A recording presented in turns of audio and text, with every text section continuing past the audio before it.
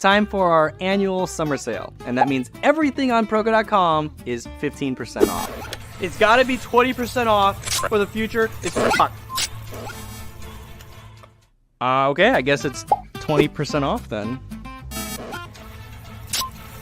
Make it last for a month.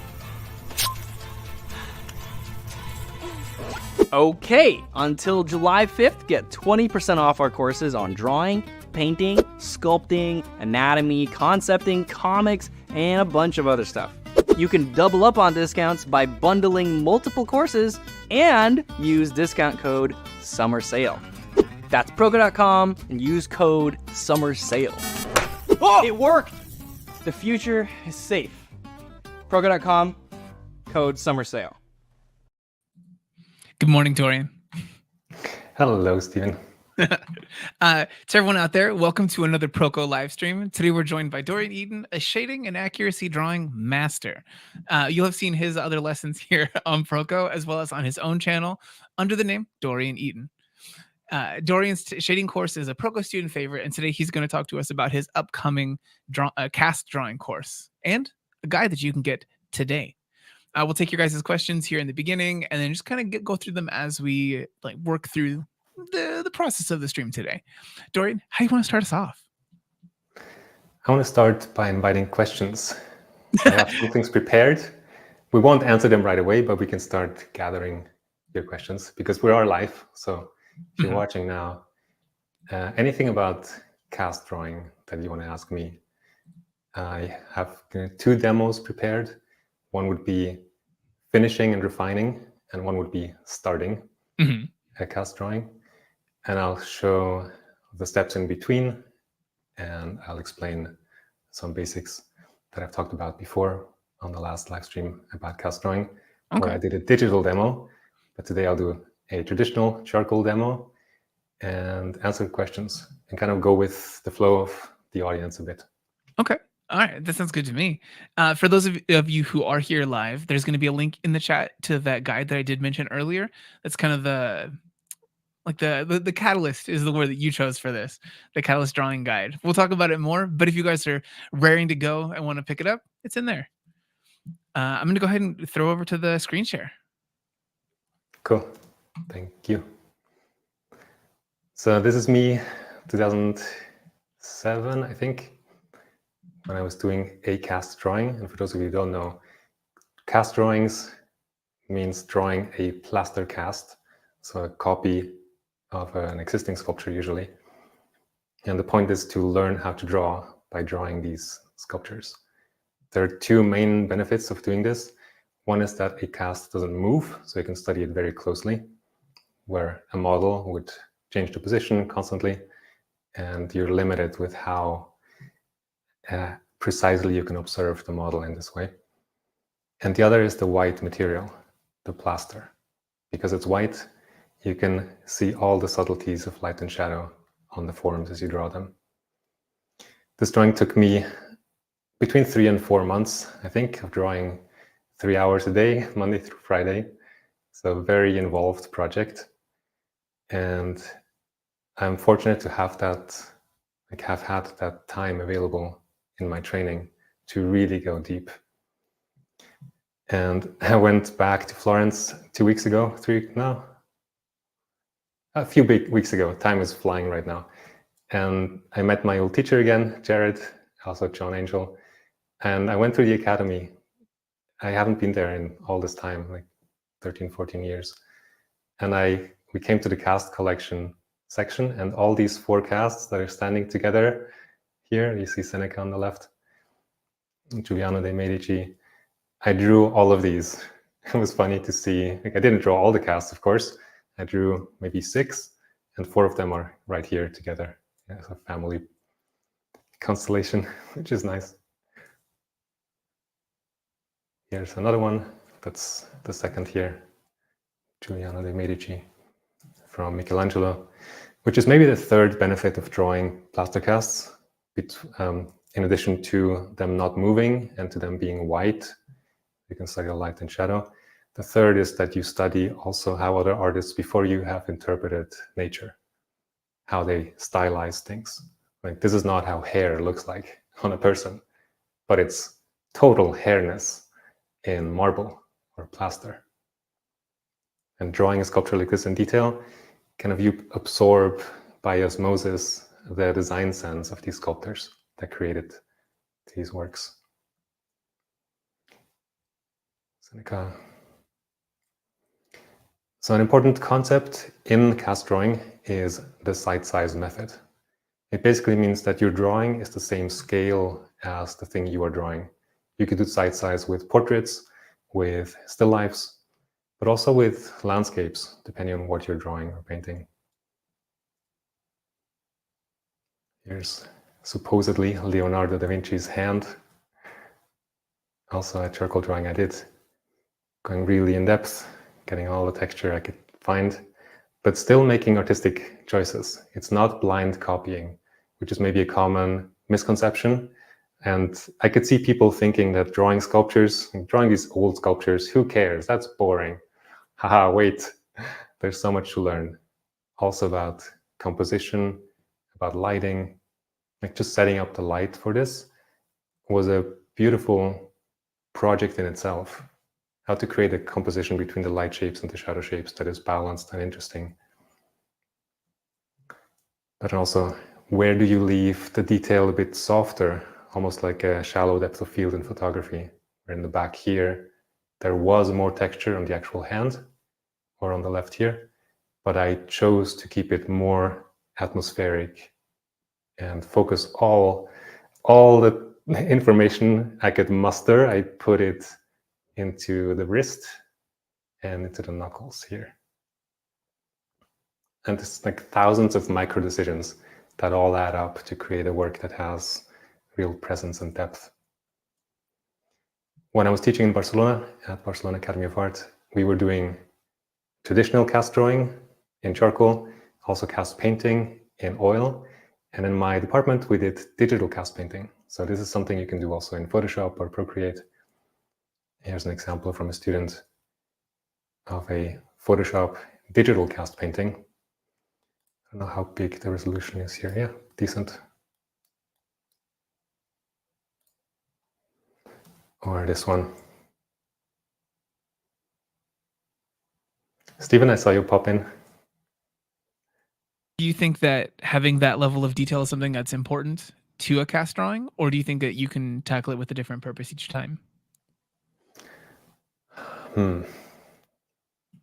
What I think is the benefit of pushing at least one or two drawings in your career, in your education, pushing at least one or two times as far as you can possibly push. And you probably need a teacher or a more experienced peer, especially if you're early on in your journey, because you can only get so far. If you think of the level of finish as a continuum from like a rough sketch, just starting, and you add more information, it's getting more detailed. And maybe information density is a more accurate way to think about it than just detail, but more and more like a higher and higher information density. And at some point it stops, you can't see anymore. And maybe you can also not use your tools in a way to put more stuff into the drawing. So by pushing, like expanding the range you are able to work within, you get more freedom. If you can only work in a very narrow range of finish, then that's all you can do. If you want to show more information, you can't, because you can't see it or you can't handle your medium to do it. So that is a huge benefit of pushing to high finish. Okay, thank you. Yeah, thanks for the question. This is more detailed, more refined than this. And for time relativity also, charcoal, I said 2 months, 3 months, 4 months sometimes. That's pretty extreme, I grant it. These are, I think, a week or two, also 4 or 5 days a week. And this drawing, I wouldn't call quite finished, but we were at the end of the term, I think, and the person just got this far. It's still good. And if you're doing it well, I think that at any stage in the process, the drawing looks good, looks adequate for that stage. And there is a process, there is a method. It might seem a bit magical when you see the final work, like, whoa, that's impressive. But there is a clear step-by-step process. And I'm going to explain this in a moment. And for context, I've spent the last month about really laser focused on production for a new course, which is going to be the cast drawing course. And this live stream was a big help, and thank you for focusing like that. I actually had planned to go to a conference in Germany last week. I would have returned yesterday, just the day before the live stream, and I decided I want to keep the intensity of my focus and flow and keep progressing with the course production. And I want to come prepared for the live stream. So the last pretty much 2 weeks straight, I've been preparing for today. And one thing that I got ready is a cast drawing guide. So this is the page that Steven just linked to. The guide is the foundation, the basis for the course. And it's my internal production version is 33 pages now. I cut out the things that are not ready, but overall there's a lot of useful stuff in there that's already in its current form, I think, useful to all of you. So I don't want to withhold it until I'm finally completely done with the course and the cast drawing guide. So you can get the guide now.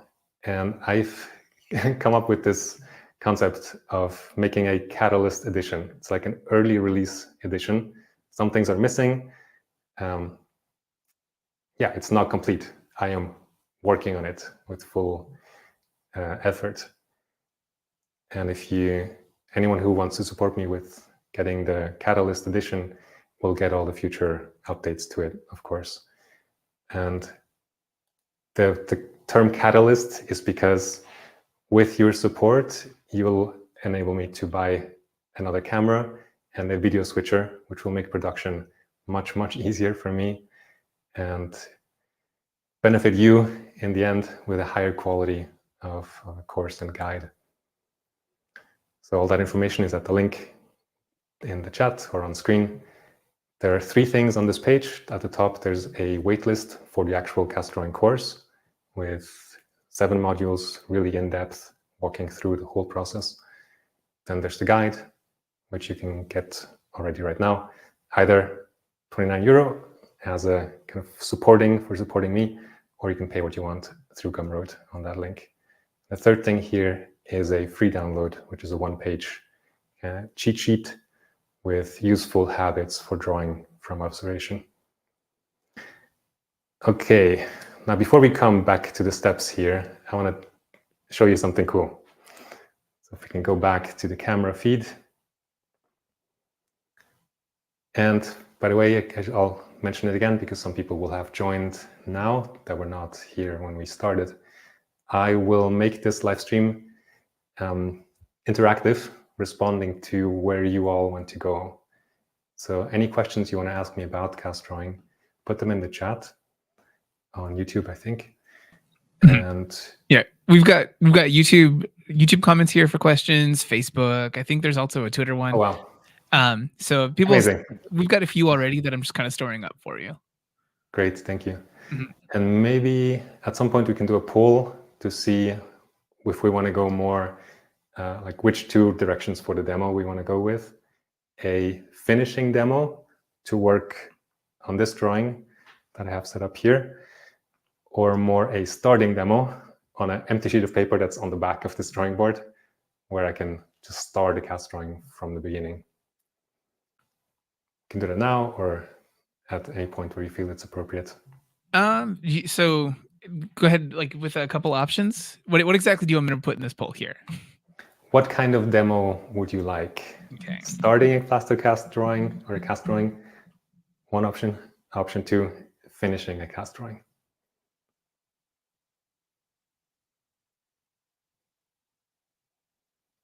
And there's some delay between you guys watching and putting questions in chat and then that arriving to us, but we'll go with it.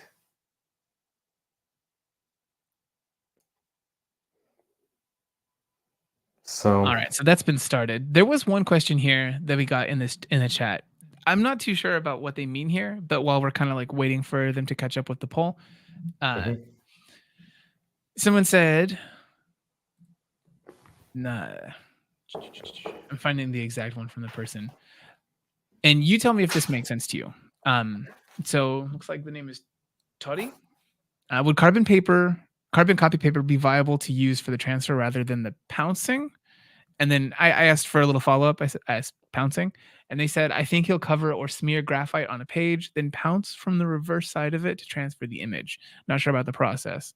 They said they'll wait until Dorian gets to that stage. Maybe he'll cover that. Do you know what it is they're talking about there?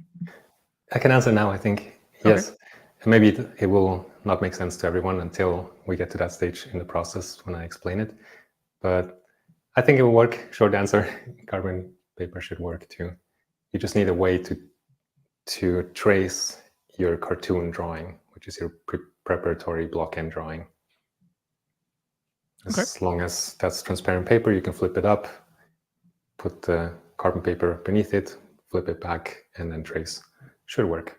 Okay, sounds good. I think we already have an overwhelming winner. People are asking for you to start. Cool. Okay. So this will be fun because these drawings, as I said a couple times now, take like 1, 2, 3, 4 months to do. And this is when I was a student.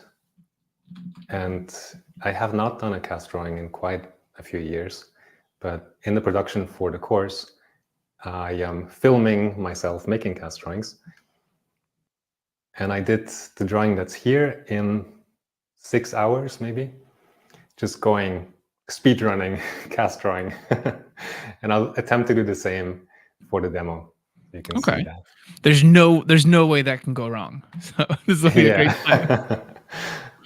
Also, this is not the way I recommend doing it. Very important. And I'll emphasize it again when I'll explain the stages, the proper stages that I really recommend. If you haven't done this before, go through those stages because the outcome will be better and you'll learn more. Okay. But I can still show a lot of things. Do you want me to switch over to the other camera for you here? I think full screen. Okay, sounds good. And I think now it is a little bit it's a little bit crunchy, the visual here, like pixelated a little bit. Let me see if the backup went back in. No. Yeah, not much I can do. That is probably internet speed. But okay, it's good that we're going with the starting then. Won't have to be quite as detail rich, so that kind of works. Yeah, before the demo, I will show you something really cool. So I said I went to Florence and I found this paper that's called memory paper. And it looks, let me see. It looks like normal paper, but I used that paper here. And check this out. I don't think you've seen anything like this before. It can go back like on paper, like you can in Procreate. Wait, are you showing this? Oh. Right? Isn't that amazing? You can go forward too. Wait for it. There it goes. Like, what is that?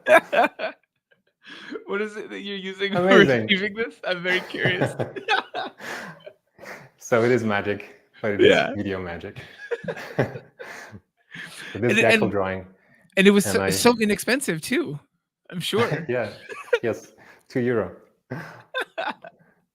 So when we demo, I have like this camera that's behind me is going on a drawing. So it is from an angle. There's a little bit of distortion. You can see the drawing like looks narrower. This is a photograph on the left because I need to like zoom in. So there's a picture I took from my viewing position. And then we have a palette down here so you can see the tools I'm using. But before we jump into the demo, let's go back for some quick theory, like to explain the proper way of doing a cast drawing. So back to screen share, please.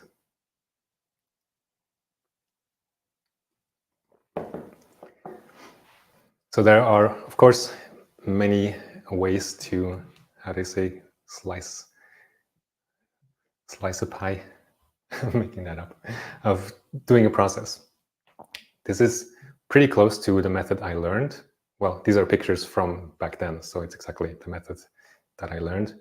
But I organized it slightly differently, made kind of bigger groups. So the 3 groups that I have here in my current system is the cartoon phase, body grouping phase, and modeling and rendering phase. So the cartoon is actually a preparatory drawing.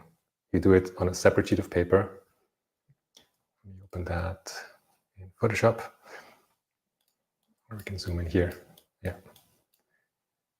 Sorry for the resolution, but this here is the cartoon. And the purpose of it is to have a fresh sheet of paper so that in your process of finding the correct proportion, as you're erasing, redrawing, fixing things, you are not damaging your expensive charcoal paper. And when you're done with all that, you transfer. And so these are the lines now on my charcoal drawing paper, but it's like an untouched paper. And this is the step where usually the way I'm used to doing it is with putting charcoal on the back of the page. No, resolution is really not great here. It's interesting. The visual quality of the screen capture is pretty solid right now. It does appear just to be your webcams that are having an issue, for whatever that's worth. Okay, I am sorry about that. I'm not sure what could cause it. I mean, if you want to like hop out of the stream and then come back in, I can kind of just talk to people here a little bit, see if that resolves anything. I did a reboot just before we started. Mm-hmm. It's all going through OBS, so it could be an OBS issue, but I've not had that before. Okay. Yeah, there's just a disconnect between camera quality and screen capture quality. Yeah. How bad is it? Is it worth me stepping out and coming back? I think so. Yeah. Okay. Yeah, you don't have to necessarily restart your entire computer or anything, but we'll just try reinitializing just you being here in StreamYard, see what happens. Okay. Sorry, everyone. Oh, you're good. Okay. I'll be right back. So for those of you guys who might not know why this whole entire stream is happening, it's because there's that sale on Proko right now. So you can get 20% off anything. That's Dorian's courses. That can be some brush packs, some photo reference packs, whatever things you need to help you make art, or just whatever things you want to help support. It's something that you can get right now on Proko.com. Everything's 20% off with that time traveling stand that you saw in the beginning of it. So getting ahead, add Dorian back in. It looks that looks a little better right now. Let's give you the solo. Yeah, this looks considerably better. We'll see if this persists, but right now it's great. There you go. Here's the replay again, maybe in higher quality. Yeah, that's much better. Cool. I'm glad. My favorite thing in the chat was the person who said their exact phrasing was, "Please pause and fix your stream settings." Yes, I'll go around and I'll kick the router.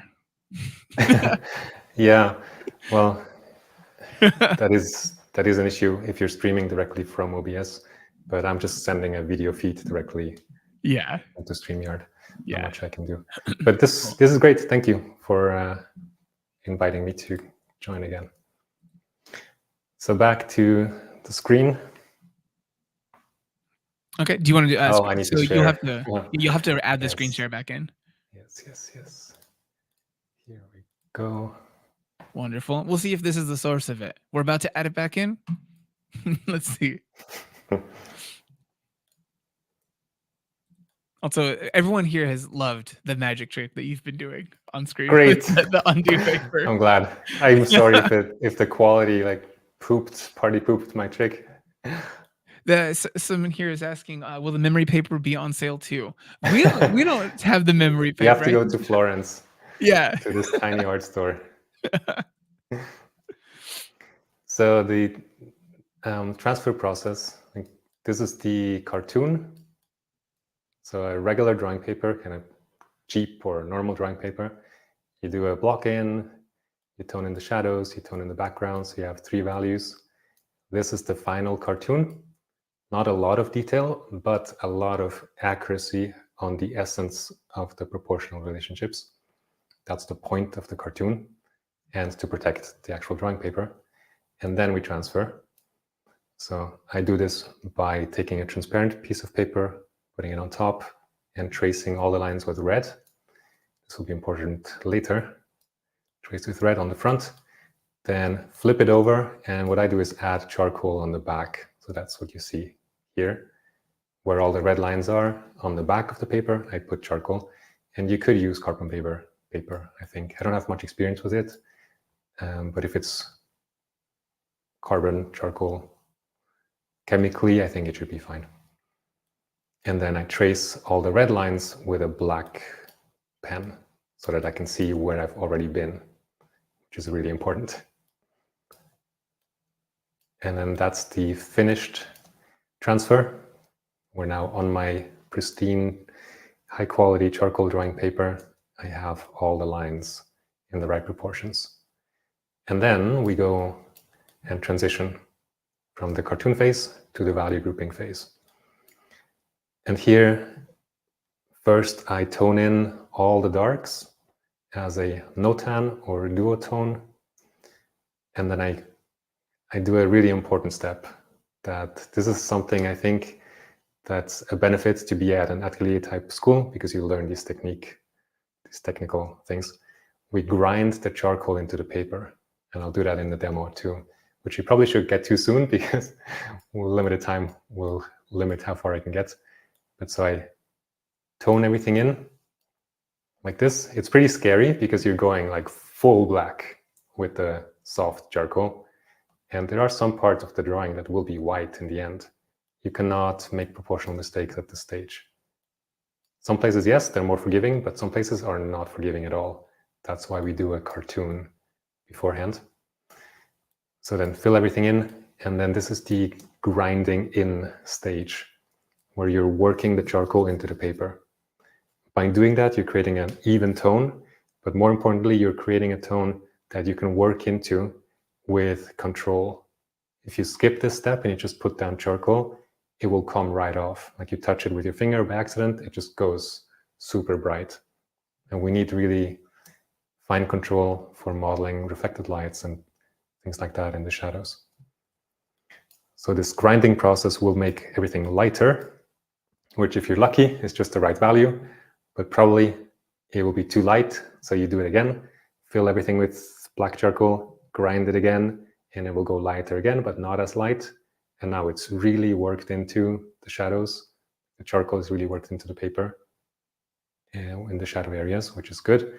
And you have a good relationship in terms of value between the backgrounds and the form shadow areas. But everything is still flat, right? There's no three-dimensional form. So we are done with value grouping phase. At this stage, actually, I would also recommend you do a little value study, and this will be in the course and in the guide. You do a small sketch where you figure out the value relationships, like how dark is the background compared to the cast, and how dark are the form shadows. Sorry, this is super, super rough. It's just tiny. But most of you, I hope, will know about value studies. Yeah, I think that they'll appreciate the small demo. I don't think that they're like, poo-poo, it's terrible. So now we are ready to switch from the value grouping phase to the modeling rendering phase. There are 3 steps, going from big forms to medium forms to small forms, or the finishing stage. And this is quite challenging to do conceptually or intellectually, because you will feel pulled to do shading of little details way too early. It's like natural, happens to all of us. So in the big form stage, it's hard to ignore the details in the nose, for example. And we are just treating the whole head as one egg shape. Like modeling here, shading here, but no shading in any like of the forehead or details of the nose or anything like that. Big forms first. Dorian, have you seen how they render like blushing in anime by any chance? Because it's basically what you did when you drew the lines. It was just these like 4 lines on the cheeks. It's very funny to see on there. I see. With cross-hatching. Yeah. It's perfect. Seneca is embarrassed. Yeah, kawaii. Need a little sweat drop too. It's perfect. So big forms, then medium forms. So this looks pretty finished or like detailed already, but only in comparison to the big forms. In comparison to the final, the last one looked really simple still. And this is the pushing of the range of finish I was talking about. I was pushing as far as I could possibly push with how much information I include in the drawing, while still organizing it and still making a pleasing final composition. So that's the process.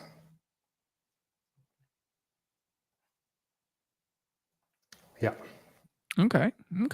There was one person in the chat earlier. I think their name is Solar Muffin 68. They had asked, "How do you define finished?" So there you go. There's some different levels of finish for you as a description. Yeah. I think it's up to you. Yeah. It's up to you how you define what finishes in your particular like given moment, but that's pushing it all the way. Yeah. Oh, sorry. I define finish as a range. From like super rough sketch to more refined, subtle shading. Like these are at this end, and here it's at this end. And each artist has a range. Like each of you watching, you have a range of finish that you are comfortable in and that you can reach. And I would encourage you to expand that range, so you know what that is like, and so you can do that when a work calls for it, which of course not every work needs super high finish. Cherry here in the chat asked, so how do you go about adding the medium shapes? I think you described it a little bit in there, but I don't know if you want to have a little more detail on that. It's a continuous process of just adding more information. One of the principles or guidelines that we had in mind always when working on these drawings is working from big to small. And this big forms, medium forms, small forms is exactly that process. And I think it's a human thing. We have a tendency to be pulled towards adding detail into our drawings and paintings. And the more you can resist that, I think the smoother your process will come along. Yeah, don't place the small detail things until you actually have the big stuff in place. Otherwise, you're gonna have to do a bunch of erasing.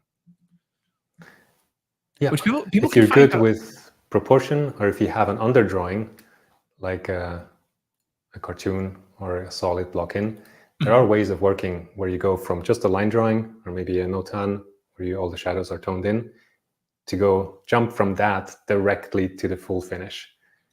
I don't have much experience with that, but people do it. It's also a way of working. You have completely white areas in your drawing, and then the nose or the eye are like totally finished. It amazes me. Yeah, I've never been able to work this way. Whenever I see someone doing it, it blows my mind.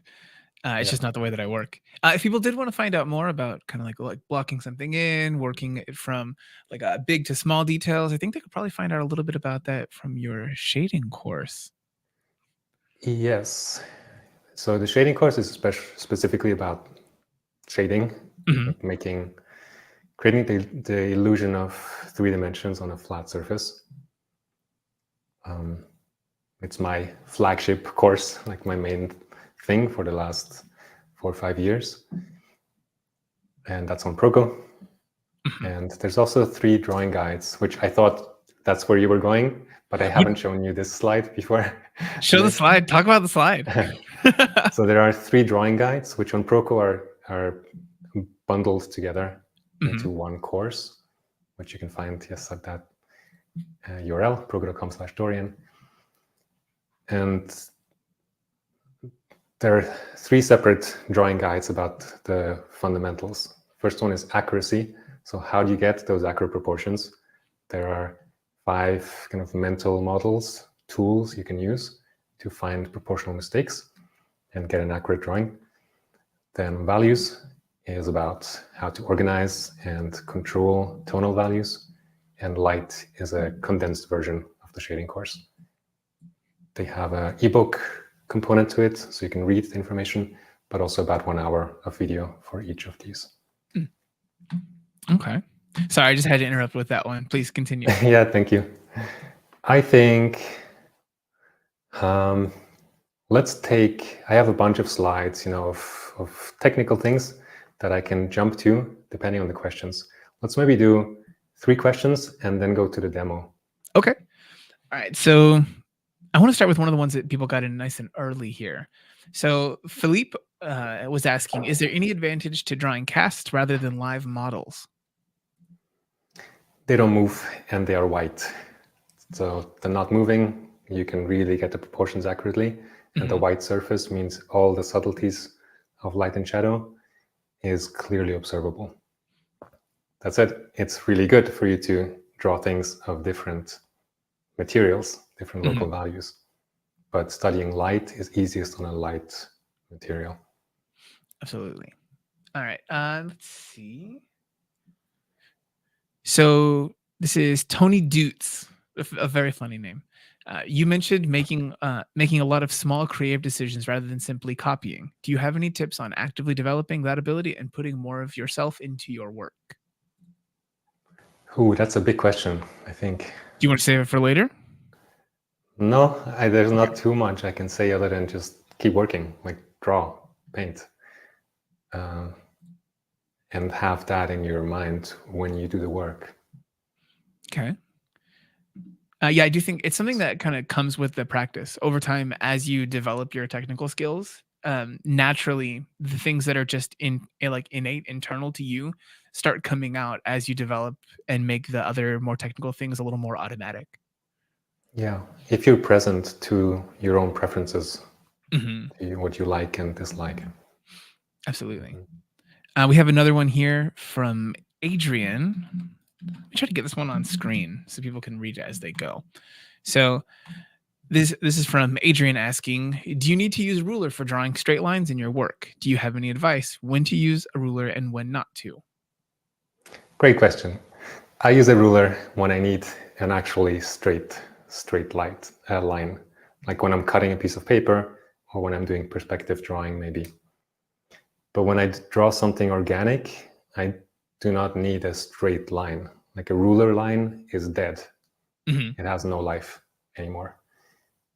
So when I draw a body or a portrait or anything like that, and we'll get to that when I do the block-in, because I'll use quote-unquote straight lines, but I've actually shifted my language to calling them straightish lines.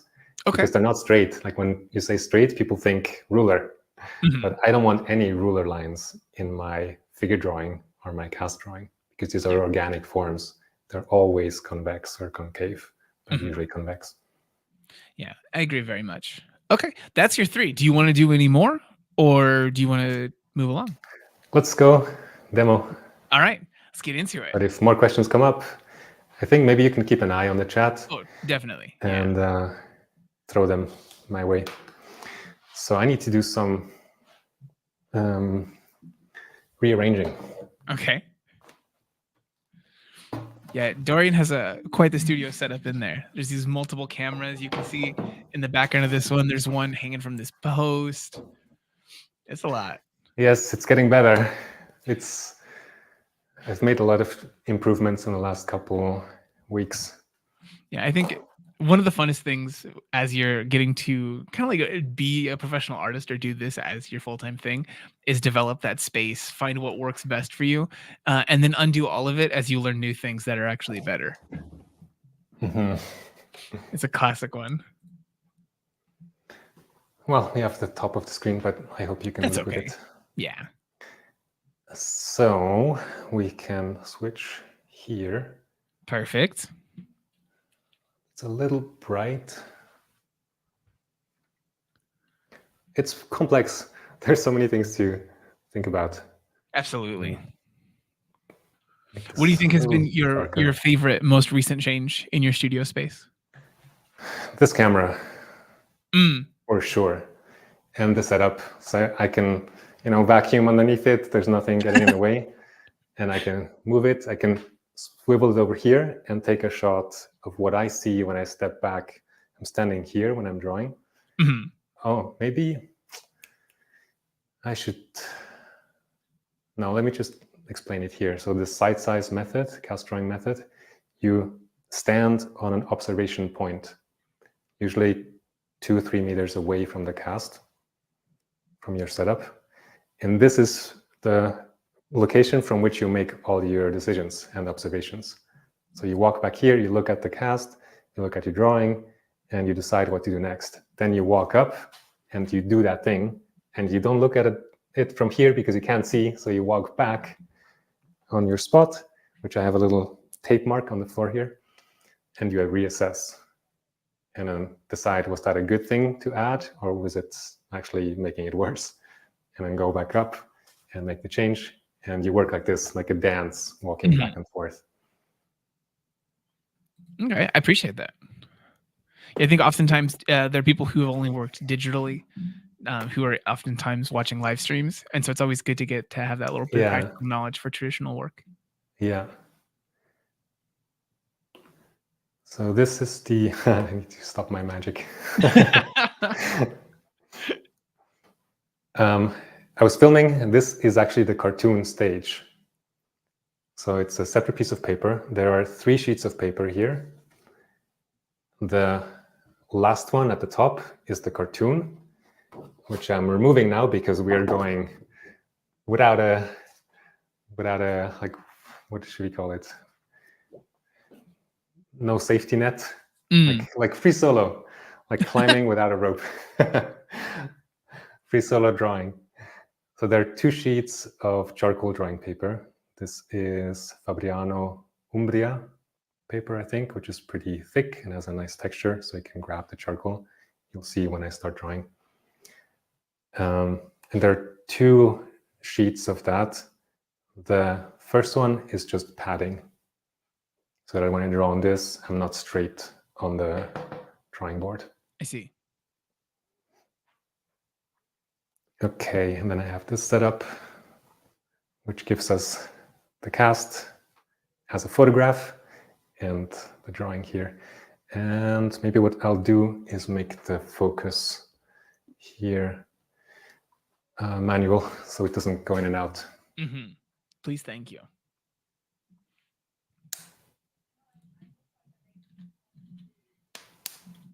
Oh, it was. And I just messed it up. Production. But there we go. Is that pretty sharp? It looks great to me. Okay, good. This is, let's call him Freddy, the needle eraser. Very important. We haven't talked about tools, but maybe I'll do that as we go. So, a drawing that usually takes 2 months or 3, done in how long should we go? Until the half hour? So 45 minutes? Sure. Yeah, this works for me. Let's see. And there will be breaks for questions and so forth. But let's see what I can do. All right, guys. The biggest challenge is proportional accuracy. This is going to be a fun one. I think we've gotten a couple live streams where people have just really dove in on a thing. Yeah, I saw Steven make a mess with a portrait and then rescue it. And rub out the eye just at the end, like perfect. No preciousness, just has to be right. Yeah, I like that he did go and do a live stream, I think the next day, and then he jumped in and tried to do the same kind of process without having to answer questions or anything like that on his own channel. It was pretty cool. So this is called the placement stage. I'm marking the top, bottom, left, and right. And another important thing is that a lot of people forget the cast shadow underneath. We need to fit that shape also. Mm-hmm. And these marks will be wrong because there's nothing there to hold on to. But I need to put something down so I have something to work with. And I put these marks roughly where they are on the cast. So this rightmost part, I'm not going to make a mark up here because it is roughly on this level. And I see, I'll take my camera off for a second. Okay. Let me know when you want to see me again. Oh, maybe I need to adjust. I mean, I'm okay with it persisting personally. Camera Like, I don't think it's the worst thing for it to be there. Okay, it was just covering up this line a bit, but I think moving it like that, well, it's very minute should be okay. Currently. Yeah. Yeah.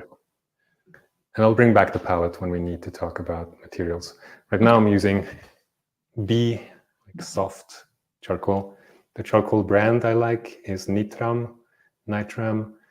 It's the highest quality, and consistently good quality charcoal that I know. Mm-hmm. They seem to have a little bit of a monopoly on that. It is true. So what I did now is step back, assess, and it looks like it was too wide. So I made it narrower. And this is another rule I have for myself. I will not use a measuring tool until I can no longer see mistakes and like fix them myself with my eye. So right now, still looks a bit wide. Well, let's bring it in more.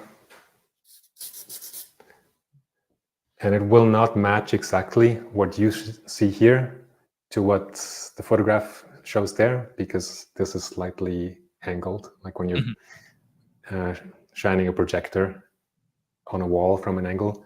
I need to figure out how to correct that perspective. That'll be the next iteration of my setup. Yeah, having to shoot past a body. Better. It's always a complicated one, especially for painting. Filming. Absolutely, yeah. Yeah. Yeah, because people in their bodies that need to exist to be able to make art. Yeah, if you could just be a floating point of consciousness going back and forth, not obstructing the camera. Yeah, it'd be so great. That's the one real strength I think of teaching art digitally, is that you don't have to worry about that one. Everyone has a perfect view. Mm-hmm. So now I placed the bottom of my plaster cast. And it would be practical to not have a photograph here, but actually another camera feed, so I can point things out on the setup. But that would require another camera from another angle, and I would probably bump into it. Still placement stage. And this is about as close as I can get by just eyeballing, estimating with my eyes. So now I'll start taking a measurement. If I can find my measuring tool, which is a knitting needle. It's hiding. I like a 3 millimeter diameter. If it's thinner, it will bend when you're actually measuring. And if it's thicker, it will obstruct your vision. Kind of like a person walking in front of the camera. You can't see around the measuring tool, which is pretty annoying. Mm-hmm. And this is a bit hard to show too, but if I hold it up in front of the camera, maybe I'll just do it on here. What I'm doing from my observation point is basically this. I take a measurement from, like, the tip of the needle goes to one point of the measurement, and my thumb on the knitting needle goes to the other point. And I do that from back here, which I guess I'm out of frame now, but I'm standing here. You can see my arm coming in now. Yeah. I check on the cast, and the proper way to measure is hold out your arm, pull it back. I'll do it here. Pull your shoulder back. So your shoulders are aligned across your torso. And then swivel as if your spine is the swivel. Don't do like this, moving your arm, because that changes the distance between your measuring tool and your eyes, which will distort the measurement. So instead, you swivel your whole body like this with your shoulder back, because that also reduces the variability of the measuring. And it will feel like you're measuring pretty accurately, but believe me, there's a margin for error, a couple millimeters, 4-6 millimeters. So don't trust it too much. And it's more useful in the beginning than later on. So that looks pretty good. I went with this mark to the outside of the cast shadow. So the plaster cast is actually somewhere here. Okay, well, let's check the height too. It's hard to measure at the bottom because it's a very soft edge, but I'll get roughly in there. And I'm taking my time with the stage because it's the foundation. Close enough. I think maybe a touch lower. Okay, that is stage 1, placement stage. Stage 2 is the envelope. So we are drawing a shape like a polygon to fit the whole subject into. And this is what I'm meant with the straightish lines. Can you see it's bending, curving slightly? I don't want a ruler line. Yeah, you want some actual life to the lines. Yes. But it has a clear overall inclination. And that tilt is very precise. I want to get exactly that tilt. 21 degrees or whatever it is. Because if your angles are off, your drawing will be off. Let me see.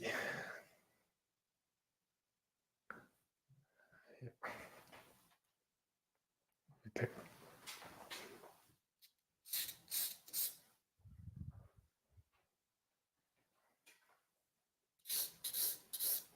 And you can start seeing the subject appear. Like before, it was just 4 abstract lines, but now it's kind of starting to manifest itself. Do you find yourself enjoying any particular stage of the drawing the most? Like something like a lay-in for measurements, or the real finishing touches kind of part? I think this stage is fun, the lay-in or block-in, because stuff is happening like every 10 seconds or 30 seconds. A lot has changed in the drawing. But I think if I had to choose, I would say the final stages, when it feels like you're sculpting. Like it feels to my brain in the final stages of a drawing like I'm working in 3 dimensions, but I know I'm working on a flat surface. Like the illusion takes over. Look at that one. You keep this around just to remind yourself, like, I'm a good artist. No, I'm filming it. I've taken it out of the glass actually because like it always has glass, but I can't show it to the camera and talk about it because it's going to have all the reflection of the studio. Yeah. So it's presentable right now on camera. And if you put this next to a photograph of the same sculpture in the same lighting situation, and you have the drawing and next to it the photograph is going to look like a photograph, but the drawing is going to look like the sculpture is actually there, or like a hologram, which is really fun. And it's super fun when you're working on it because you're like really sculpting. Sometimes I even forget am I looking at the sculpture or am I looking at the drawing? It's very trippy. Yeah, I love it. And the way that something will take light when it's this physical drawing, I think it's just so interesting to see the materials take light in such a different way. Yeah, that's fun about still life drawing too. So and here in the chat, not perfect. You did get one comment here in the chat. They said it's crazy how real it looks, and then the piece is so impressive. Just want to make sure and give you the positive reinforcement. Like, it's like a magic trick. This is what brought me to this type of drawing. I saw a picture of someone holding or standing next to an easel with the painting, and next to it was the sculpture. It just looked like there are two sculptures, but wait, one is on a flat canvas. I had to go there and learn how to do that, because it's like just a fascination with something that seems impossible. Mm-hmm. So this was too low, I think. I raised it up, and we're at the end. I think with that, yeah, like this is the envelope stage. So wrapping the whole subject with lines that demarcate the outside. This is almost like has a envelope shape to it already. But if it was a body, you would draw a point like from the elbow down to the leg. Google it, you'll see envelope block-in drawing. And now, next stage is the block-in itself, where we go from big shapes to medium shapes and then tone in the shadows. So the rule here is, what is the biggest line I can draw? That's the game I'm playing. There's some big lines like up here. Oh, that angle is off. Whenever I see a mistake, I take out the line and just redraw it. I do like that people didn't know that they were signing up to see you do this like mystical dance. This is the back and forth that people don't often see. Except, no, you know what? Yeah. Everyone who's ever watched someone do a live stream or a video or anything with digital art, you've seen them at undo, redo, undo, redo, undo, redo. Same kind of concept. Yes. As you work here, I'm going to give you a couple questions, just kind of fill the space a little bit. There was a recent one. You know what? I'm gonna do RCs because he went and asked again. In this stage, I've been struggling with cast drawings. Unlike bark drawings, I have no fixed horizontal or vertical lines present throughout the whole drawing. Should I draw them to guide me? Great question. Thank you. Good moment to introduce a tool, which is the plumb weight. Yeah. So this is just a weight you can get at the hardware store with a string. And important, the string is braided. Maybe, let's see There we if go. you can see that. So the braided string makes it so that it doesn't stretch. Mm-hmm. That's important. And by holding this up, you can create a vertical for yourself and find points that align. Like on a portrait, or let me do it on myself.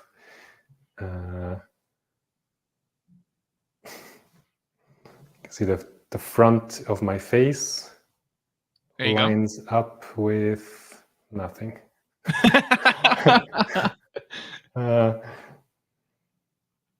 What can we find? Yes, as an example for people, The tip of this lines up with the front of my face, at least on the monitor I can see. Mm-hmm. Maybe it's my glasses or something like that. It does, yeah.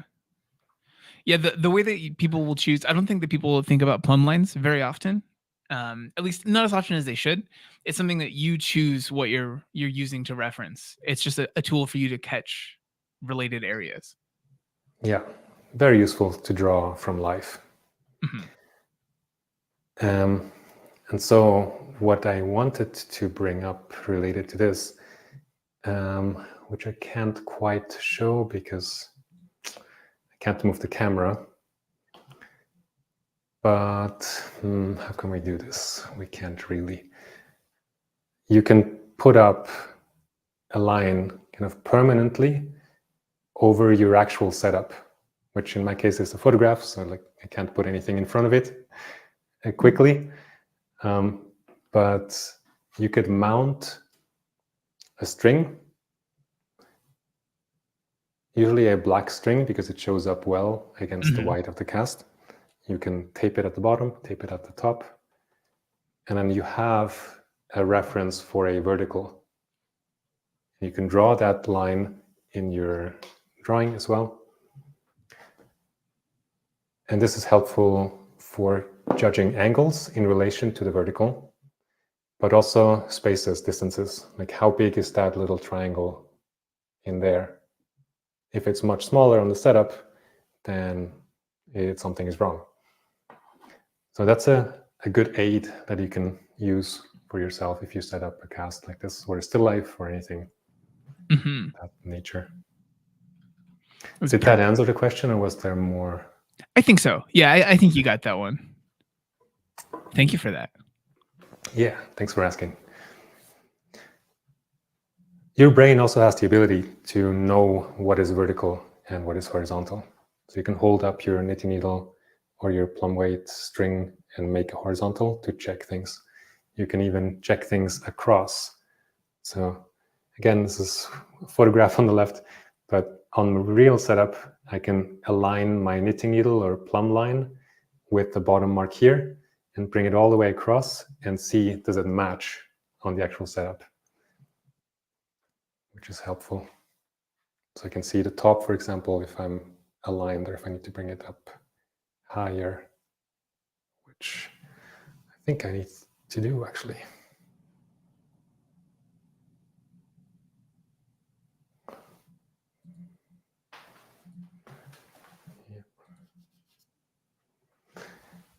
How are we doing on time? So right now we are an hour and 1 minute in. I think you had wanted to go to Nice. the 30-minute mark with this one after?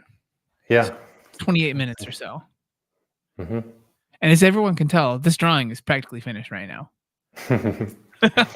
Yes.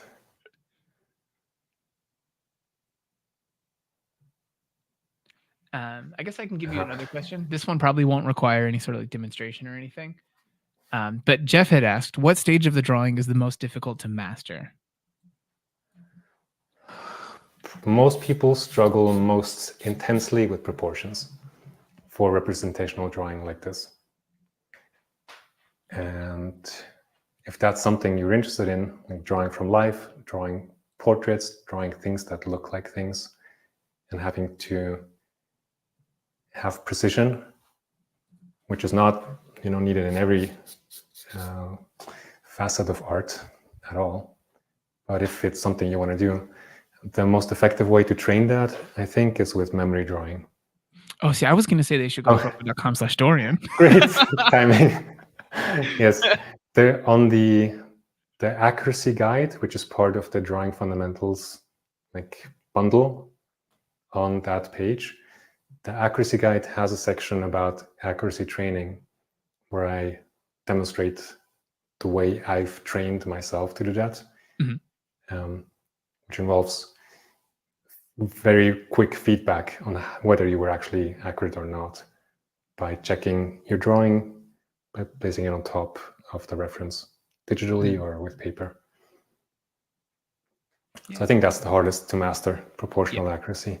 Yeah, I think if you guys in this context, if you look around at the drawings of the people that you know in real life, I think you guys will see that proportions is typically the thing that they have the hardest time with also.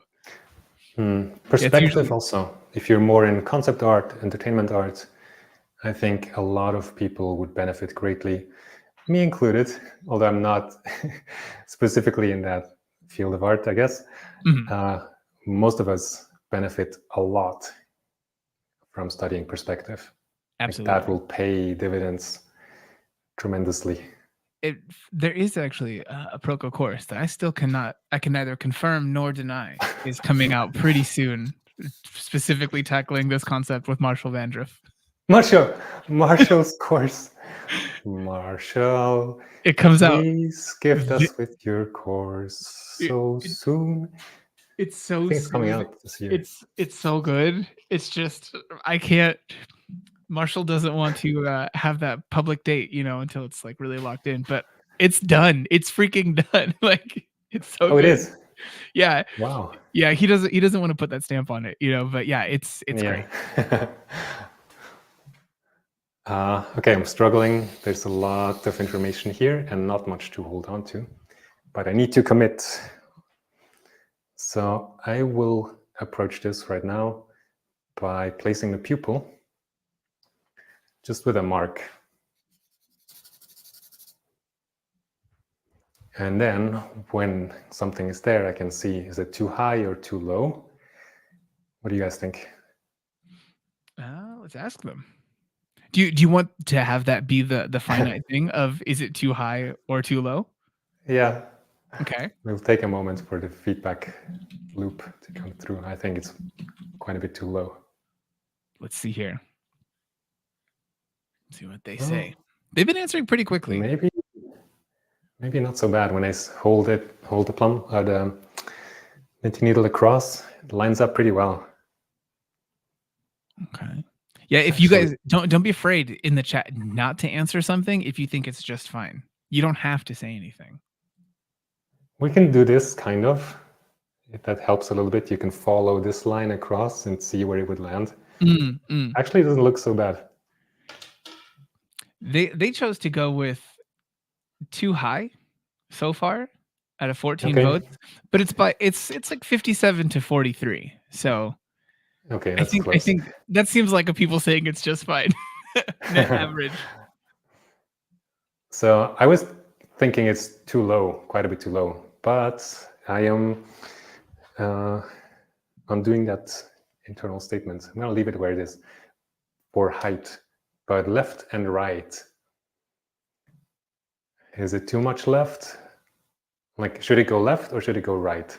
So one person in the chat, right place? they jumped in there to say more to the left. So they think it's a little too far to the right. And no one else said anything else about it. So I trust Jacob Richard. Oh, it's pretty much in the middle when I measure it. It's pretty much in the middle when I measure it there. So I did not intend this at all, but I think I placed it very close to where it should be. This doesn't usually happen. This is what and it may still turn out to be wrong. This is what giving a critique is like, guys. Sometimes you give them the critique and then they don't take it. That's fine. Placing the corner of the eye, just roughly where that would be, to help me space things out.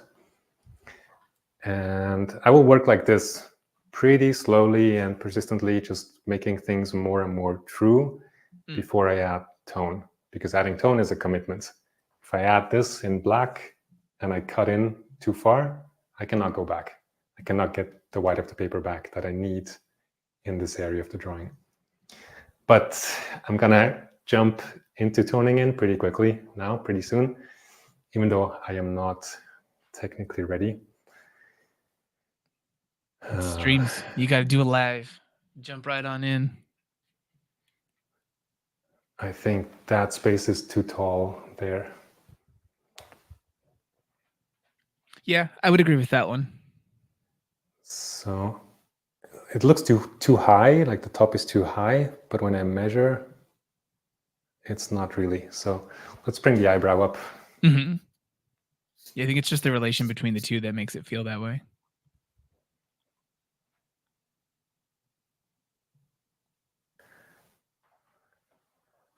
This is like a little heart shape. By the way, one thing also that I will never do is I will never, when I'm up here and I have a feeling in my gut, like, I'm not really sure, but I'm just going to place something. No, I've learned the hard way. If I have doubt, I just come back and look again until I feel more sure and then place something. What's that idea of measure twice, cut once, right? Exactly. Corner of the eye here. That gives me a relationship between that distance and that distance and that. These two, looking up here, look pretty similar. Let's see if that's the case on the cast. I am curious to the people in the chat if you guys have ever done any sort of cast drawing before. I don't think it's necessarily the most common thing. Yeah, I struggle with this when I made like the structure for the course too. Mm-hmm. It's a pretty big investment of time and money to do a drawing like this and to set it up in your home. Mm-hmm. And for those of you who are considering it, there are two requirements for the space to do a cast drawing. One is that you have to be able to control the lighting. if people come in and out and other people use the same room and Mhm. they turn on and off lights that they need, it's probably not going to work for you. Unless you can isolate your cast setup to be not affected by the light in the room. Yeah. And the other is that your cast setup has to be a sacred space. So if you have cats or little children that might throw things around, not ideal. Because once you set it up, it will probably be there for a couple of weeks, maybe a couple of months. So, and anytime anyone moves anything, it's going to be a lot of work for you to get it back just to the right place. Yeah, so what we're saying is just get rid of your children for the sake of doing the art cast in the drawing. name of art. Yeah. I would not sign that. I'll do it for you. It's okay. Stephen approved message. We have this space between corner of the eye and pupil, which feels a bit big, but I really feel the pressure to like continue on. I want more information in the eye center. So maybe we can do shadow of the lid.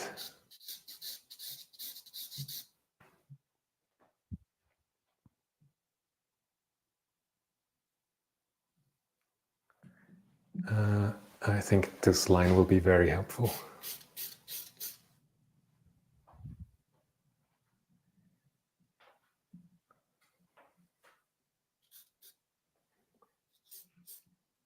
There were a couple people here in the chat. So one person said they've never tried it before. Stonk said, nope, art class mostly focused on other things and never really thought of doing it myself. And Laughlin said, just did my first this past weekend. Nice. Yeah. Oh, and then another person here, Aaron, said with Dorian only. They said that he had a person recommend to order casts from a couple years ago, but forgot the name. So yes, good point also. This is in the cast drawing guide that we mentioned before. If you go to shading course or theshadingcourse.com/cast, there's the Catalyst edition of the cast drawing guide, which is still in production, but it's ready enough for you to, like, for it to be useful to you. There's a list of 3 people, 3 friends, partners who make plastic casts at a high quality, but still fair, accessible price in the US, in Europe, like EU, and in the UK. It's handy information. Yeah, you want to get something that's worthwhile and trustworthy. Yeah, and I've set up partnerships with them so you can get discounts, like 20% off your cast order. Nice. With the code name Dorian. Actually, you can. This is perfect. So the $10-20 for the cast guide helps me buy a camera and already saves you probably that amount in ordering a cast. Okay. Charcoal, the B charcoal. We're ready for darkening, shading, toning in. Well, not really ready, but it's time. We have, yikes, 15 minutes. Okay. Yeah, that's the hard part about a live stream. This is the scary moment. We're doing it. We're going in. Definitely going in. I'm gonna get rid of the cast shadow and find it again. Uh-oh, that was a bit cutting it close. Step back to check.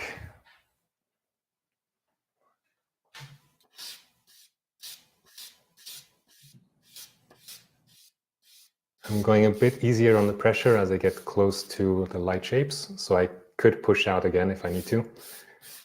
But in here, just go full strength. I need 2 hands, actually. I do want to bring it up because I believe you said it here, but someone in the chat asked for confirmation.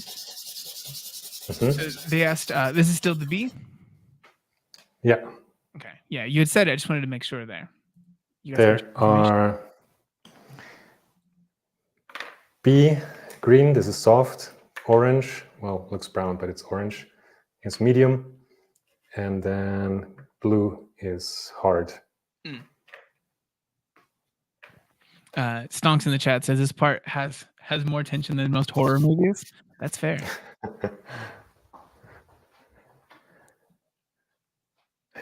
Okay. One mislaid charcoal line can ruin it all.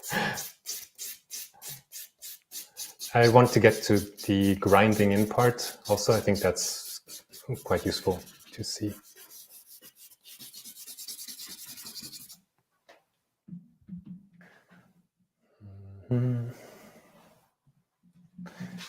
Toning it in makes a big difference in your ability to see the proportions too, because the light shape will look different once it's engulfed by the black background.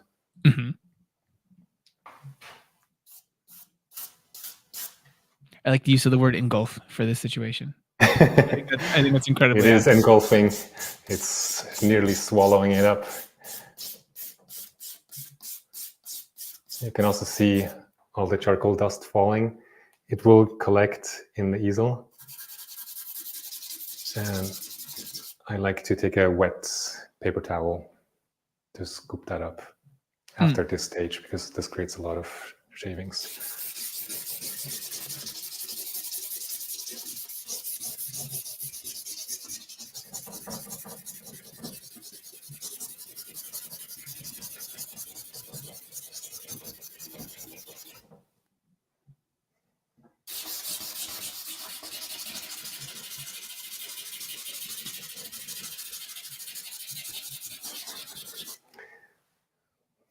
This is not the way to do a cast drawing.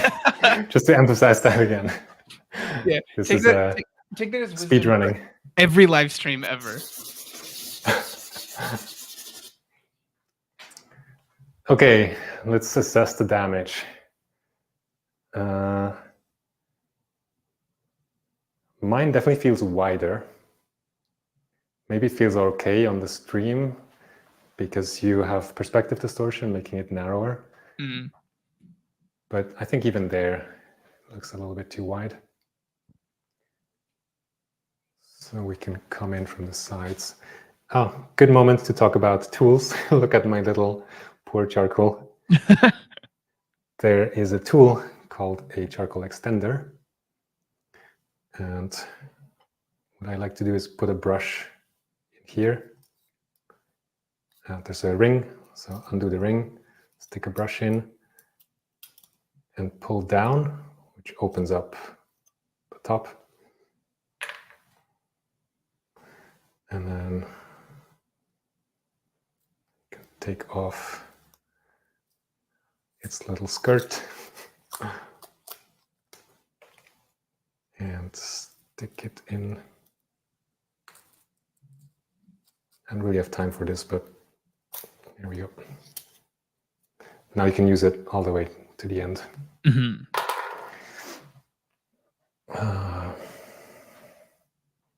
Yeah, this angle is off, so let's cut in here.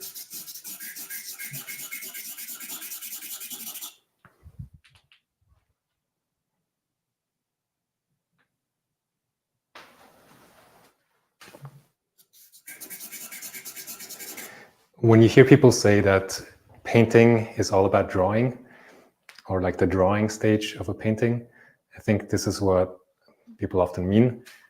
It's like drawing in the sense of getting proportions closer to what they need to be. Sometimes also tonal values, but you're always drawing. You're always assessing proportions and always assessing tonal values.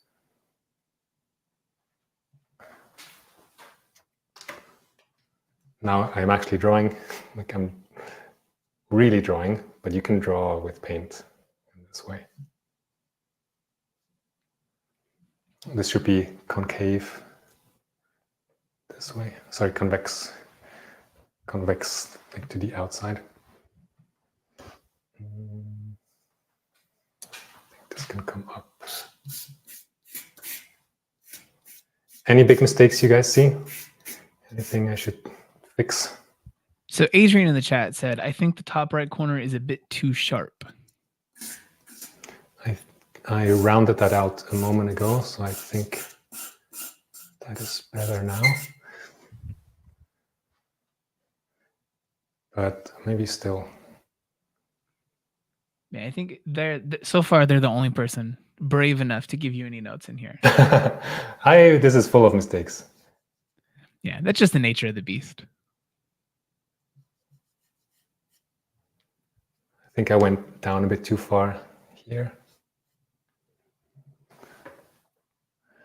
Okay. If you were to say that you were going to do something really quickly for a study like this, and you weren't doing it for a live stream, how long do you think it would take for you to make something that would be meaningful for study, that wasn't you taking something to that full level of completion, that maximum kind of Dorian Iten skill level?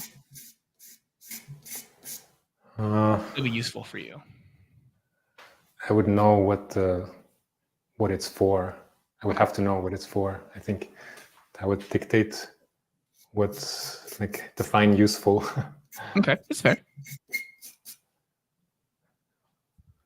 Still, nobody brave enough in this chat to bring up anything else, even after you kind of made a soft call for it. I applaud your guys' resistance. You applaud what? Their restraint. I think oftentimes if someone hears that, oh no, he's asking for any sort of notes from you guys, people just jump right in and they'll just say something. It's not necessarily the most salient advice. But yeah, I respect the restraint you guys have. Well, I would like to hear some. I need help. I think I'm sure there are things you can see that I cannot see. Because come on, guys, he's really asking for it. Sorry about the squeaking. Oh, it's okay. It just sounds like a basketball game. It has a little bit of that energy. So in this corner up here, there's some tricky business happening because some of these shapes are actually shadows and some are dark halftones. And if we were going strictly academic, we would only tone in the shadows.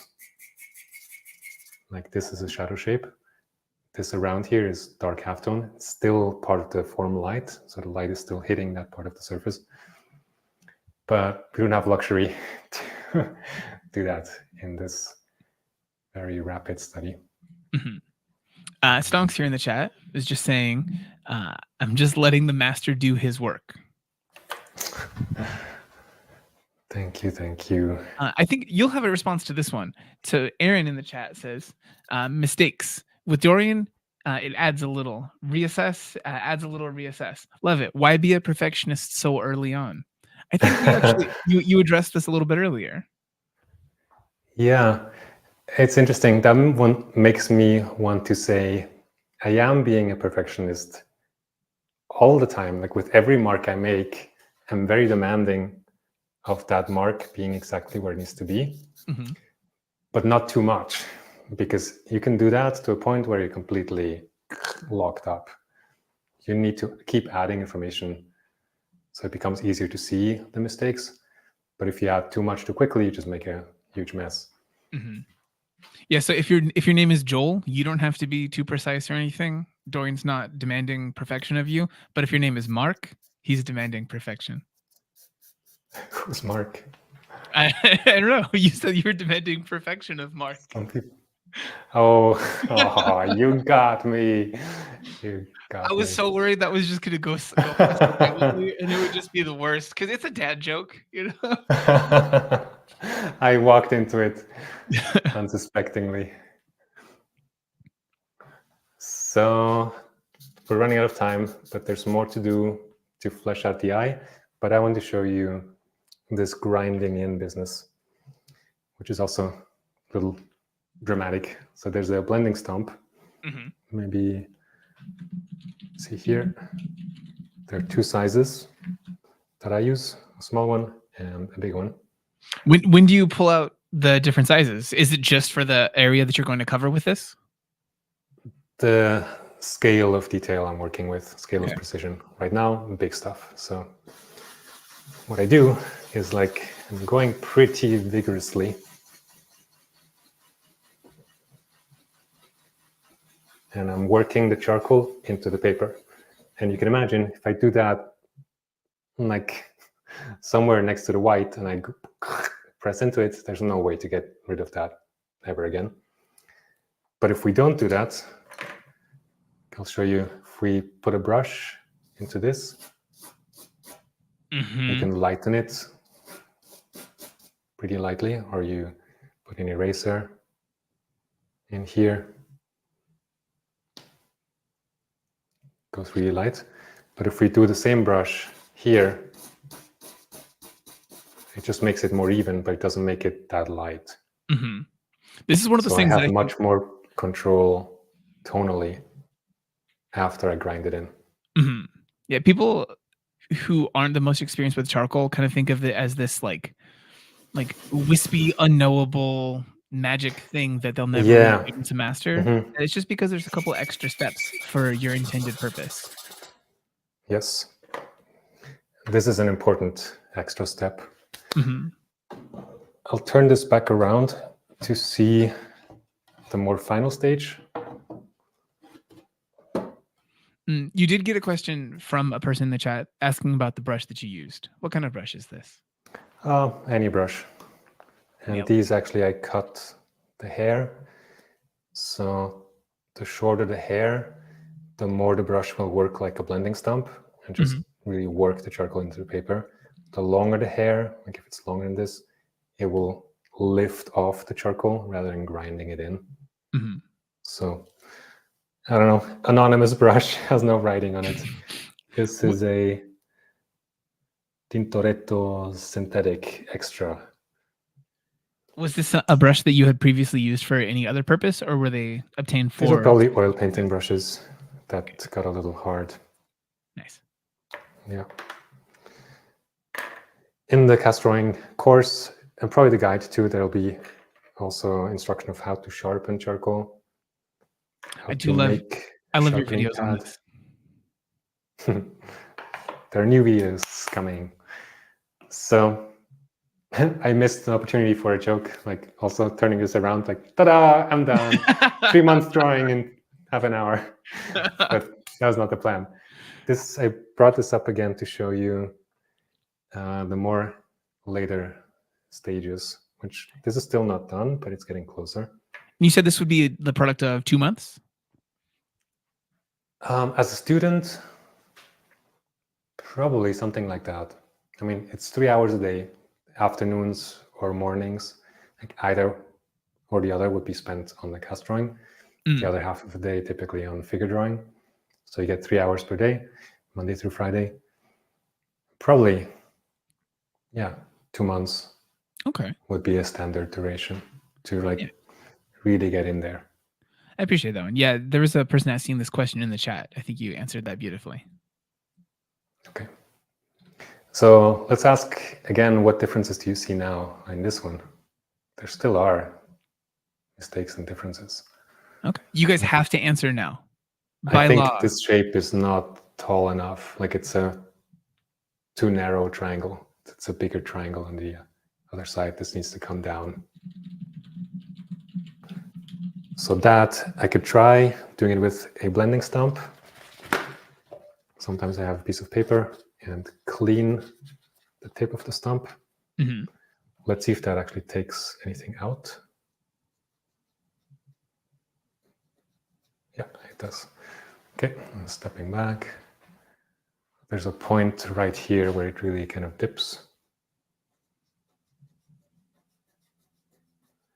There'll be like 10-minute periods where I'm working and I'm just using the blending stump.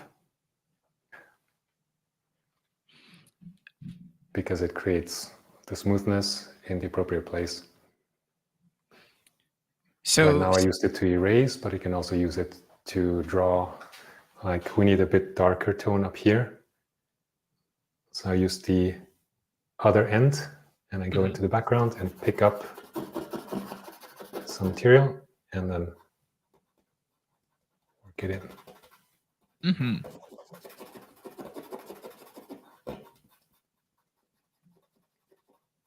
I love what you said before, like charcoal being this dusty, ephemeral, I don't know, hard, inaccessible thing.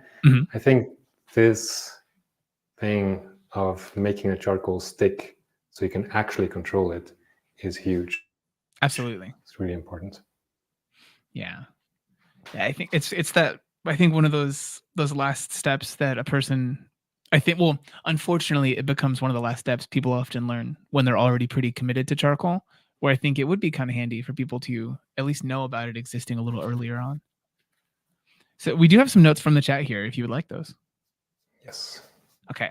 So first and foremost, just to follow up on what you had said earlier, Adrian asked, 3 hours only? Can you work more than that, or do you not recommend to work more than that? I recommend taking a break, maybe every hour, maybe every 90 minutes. Also, little tool interlude. This is a mirror, like a small makeup mirror. And you can use it to look at your drawing and flip it upside down, or hold it like this from your observation point, of course, but that's our frame. And look this way, and it will flip it horizontally left to right. Mm-hmm. That is almost like having taken a break and then looking at the work again with new eyes. You just want to regain that objectivity? Yeah, you'll get used to your mistakes. That's also why I asked you to call out mistakes, because I can't see them anymore because I've made all the marks. That's fair. But you can work as long as you want. You can work 12 hours if that works for you. You know yourself, Adrian. Just don't go too crazy. Don't hurt yourself. Or don't neglect those kids that are coming through and changing your life. So in a school setting, you're also going for 3 months, 5 days, 6 days a week. And definitely I've had periods of 10 hours, 12 hours in the studio. And depending on your age and your stamina, you can do that. But I don't know if you can do it for 6 months, or, find a balance that works for you. Yeah, it definitely adds up. I remember while I was in art school, actually going and doing something, like this, like 36 hours inside of like 4 days, I can't do that anymore. It doesn't work that way now. So actual comments on the work. So one person was saying, to the left of the eye, there are shapes that are missing. Are you looking for... That's the previous one or this one? On this new one. To the left of the eye, there are shapes that are missing. Yeah, I think to the left of the tear duct, like that little space between the actual bridge of the nose kind of space going into the tear duct. Here?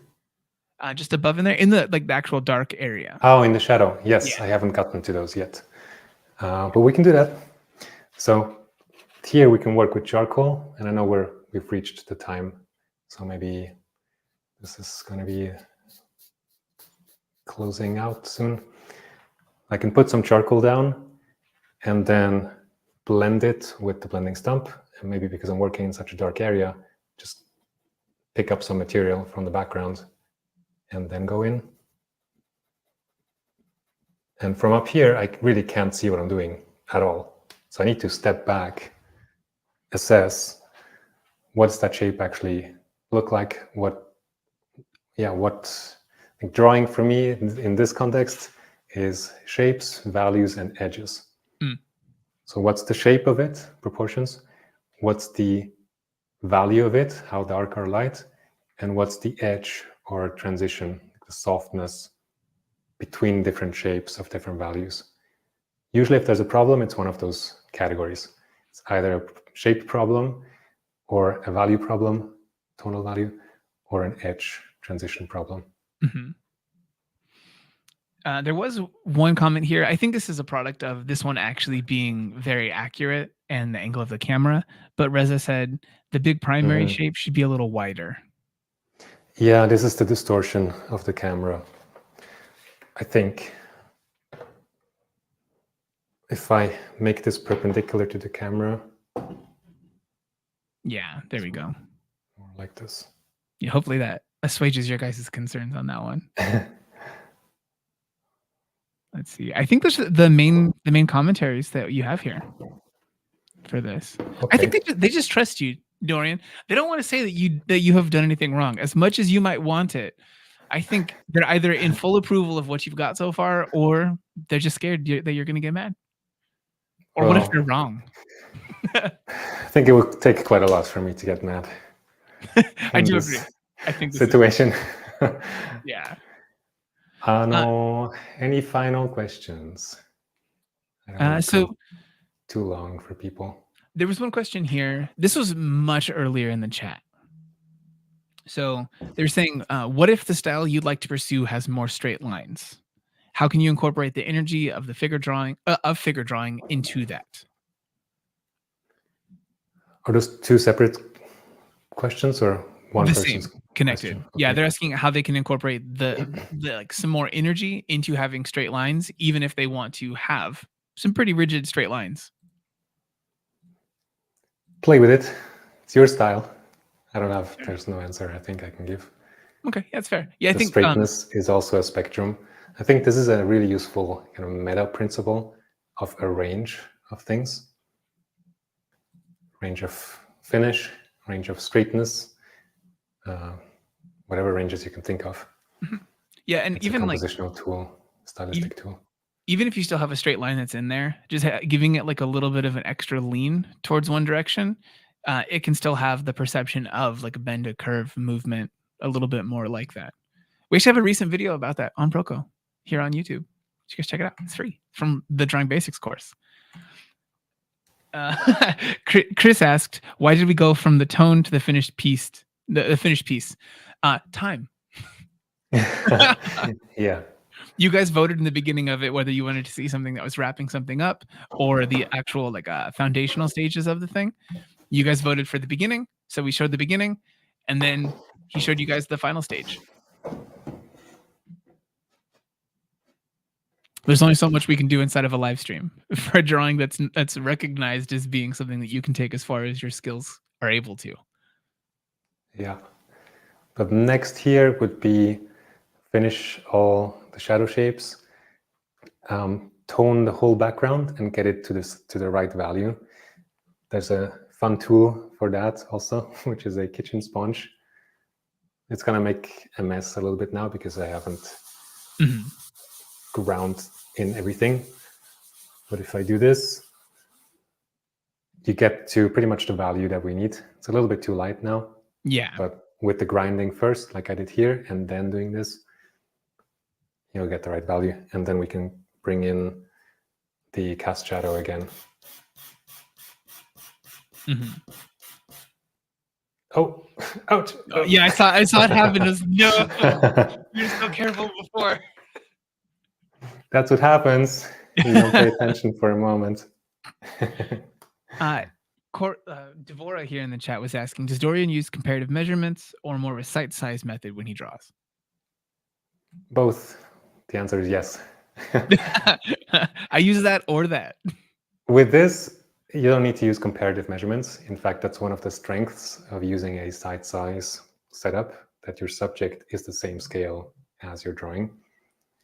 But if you're drawing a house or something that doesn't fit in this sight size method, you have to know how to use comparative measurements too. And with all these things, I don't want to be reliant on a tool. Like, the ultimate goal for me is to be free, to just give me a pencil, maybe not even an eraser, just a pencil and a piece of paper, and I can do a portrait. It's nice if I have an eraser, but I don't need one necessarily. Yeah, agreed. All right, I guess, yeah, if there's nothing else that you want to say about it, I mean, I can tell people about where they can buy all the different things from you if you'd want. I think this feels good. I wish we could, I should set up a Twitch or something. I could just jump over there and continue this demo. I got you. The closest to that maybe that I should mention is the Drawing Dojo, which is a public Discord server, where right now there's like 5 different drawing groups, challenges on composition, perspective, notan, and value studies. Where should I point It's people all free. to be able to find this? My website, like dorianiten.com/community, I think. Okay. Wait, Dorian, is it Iten? Iten, it's both. Okay, because in the past, I swear I've asked you before, and you said Iten was okay. I don't care. Yeah. Whatever feels natural. It's the correct URL. So Okay, at so that that's this link, here. oh, that's a EN. Oh, It should be I always do this. AN. I always And do this with there's your a name. dash between, which I think when there's something after, it matters. So if you go Dorian dash Iten or iten.com/community, I see. there's a link to the public Discord server. It's super fun to see. Like people just hang out and draw together, and you are all invited to join us there. Yeah. And I might do some live streams. Jeremy is coming on as a guest instructor, Jeremy Vickery. Wonderful. Which will be fun. He's a legend of an instructor. He's fantastic. Yes. So yeah, if you guys are interested right now, the whole thing that brought us here today is that there is that sale going on Proko.com right now. It's 20% off site-wide, pretty much everything but the skulls, which, let's be realistic, you don't need a skull right now. You've already got one. It's fine. So yeah, you can get brushes, you can get Dorian's course over there, Dorian's courses, Dorian's books, his ebooks. But if you're a person who doesn't want to necessarily go and like buy something right now, you can still check out this over here. This is a pay what you want kind of thing. So it's up to you. Go support what Dorian's doing as a lead into the new course that he's going to do. Help him buy a new camera, which only facilitates you guys getting further education here on YouTube from Dorian's actual YouTube channel. Or if you want to, you can follow Dorian on Instagram. That's also free. All the things. Yeah. Thank you. So yeah. Anyone else who's out there kind of questioning whether you guys should learn to draw? You should do it. Go do it today. You can do it for free here on YouTube or on Dorian's. Have a good one, guys. Thanks for coming, everyone, and for hosting me. Of course. Thank you for being here. All right. Bye. Bye-bye.